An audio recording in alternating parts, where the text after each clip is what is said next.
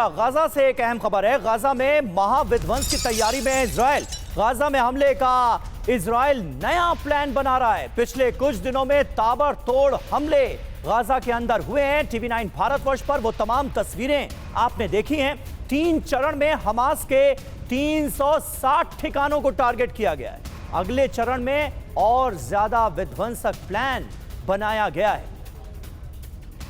तो ये तस्वीरें आप देखिए, गाजा में तमाम इलाके पूरी तरह से बर्बाद और तबाह हो चुके हैं। उसके बावजूद भी इजरायली हमलों का सिलसिला रुकने का नाम नहीं ले रहा है और अभी नई प्लानिंग सामने आ रही है इजराइल की तरफ से, जिसमें पूरी तरह से गाजा की तबाही कैसे होगी इसको लेकर तैयारी की जा रही है। तो देखिए, 3 चरण 360 टारगेट। गाजा पर इजराइल का बारूदी कहर। गाजा सिटी में 360 से ज्यादा टारगेटेड अटैक। IDF स्ट्राइक में हमास को नुकसान। गाजा सिटी को ऐसा लग रहा है कि पूरी तरह से बर्बाद करने पर आमादा है इजराइल। IDF स्ट्राइक में हमास को बड़े पैमाने पर नुकसान हुआ है। ये आप डिटेल देखिए। निगरानी उपकरण हो, स्नाइपर पोस्ट हो, कमांड सेंटर हो, सुरंगें हो, RPG की फैक्ट्री हो, सब कुछ तबाह किया जा रहा है।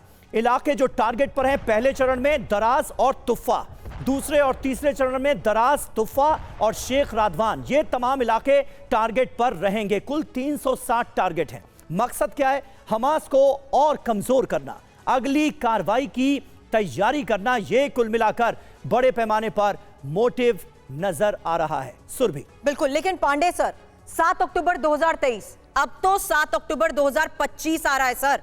हमास का खात्मा नहीं हो सका। यह सबसे बड़ी हकीकत है कि खंडर बन चुके गाजा में भी हमास ऑपरेट कर रहा है सर। देखिए, मजेदार चीज़ यह है कि नेतन्याहू ने बहुत साफ कहा है कि जो फिलिस्तीनी हैं गाजा में, वो लोग वहाँ से हट जाएं। लगभग 1 मिलियन जो हैं फिलिस्तीनी वहाँ पर हैं और उनको कहा गया कि गाजा के साउथ में, बल्कि इजराइल के साउथ में सेफ जोन है, वहाँ चले जाएं, क्योंकि इजराइल चाहता है कि पूरा गाजा सिटी है उस पर पूर्णतः उनका कब्जा हो, ताकि वहाँ पर जितनी भी संभावनाएं हैं किसी टेरर अटैक की, उनको एकदम समाप्त कर दिया जाए।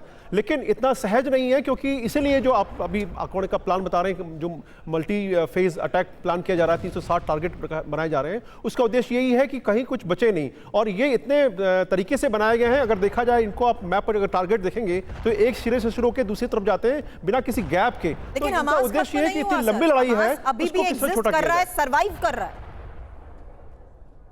पांडे सर, हमास लेकिन खत्म नहीं हुआ। भले ही इलाकों को आप कब्जे में लेने की बात कहें, पहले तो शुरुआत में हम यही कहते थे छोटी सी गाजा स्ट्रिप है, आसान होगा, इजराइल के लिए कुछ भी मुमकिन है। लेकिन गाजा में ही अभी भी हमास सर्वाइव कर रहा है, हमास एग्जिस्ट कर रहा है। हमास का खात्मा संभव नहीं हो पाया सर। आतंकवाद की सबसे बड़ी लिमिटेशन है कि आप एक को समाप्त करिए, दूसरा आ जाता है, क्योंकि यहाँ एक इंडिविजुअल नहीं है, एक विचारधारा है। आतंकवाद जो एक सोच है जिसको कि आप समाप्त करना पड़ेगा, और सोच को समाप्त करने के लिए आप मिलिट्री ऑप्शंस को छोटे समय के लिए कर सकते हैं। ठीक है मनीष, लेकिन ये मुमकिन कैसे होगा? क्या ये प्रैक्टिकल नजर आता है? जो प्लानिंग है इजराइल की कि पूरे गाजा को फ्लैटन कर दिया जाए, पूरे गाजा पर कब्जा कर लिया जाए, लाखों लोगों को यह कहा जाता है कि आप वहां से छोड़कर चले जाएं, वो जीते जागते इंसान है, ये क्या मुमकिन नजर आता है? तैयारी क्या है?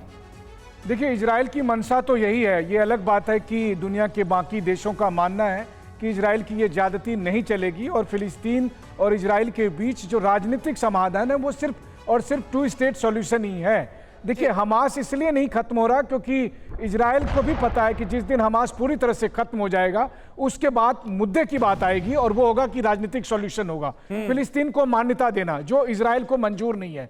और यही वजह है कि वो चाहते हैं कि एक लिमिटेड तौर पर हमास का एग्जिस्टेंस हो। किसने बनाया हमास को?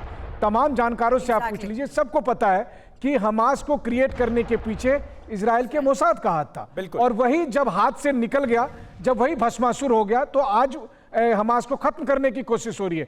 PLA जो फिलिस्तीन में जो दूसरे और राजनीतिक संगठन थे, उसको किसने डाउन करने के लिए हमास को ऊपर किया, और आज जब वो भस्मासुर बना है तो आप उसको कभी कतर में हमला कर रहे हैं। लेकिन हकीकत यह है कि हमास ने भी बड़े स्तर पर इजराइल के सामने चुनौती रखी है समीर। यही वजह है कि आज तक बंधकों की रिहाई भी एक बहुत बड़ा सवाल है।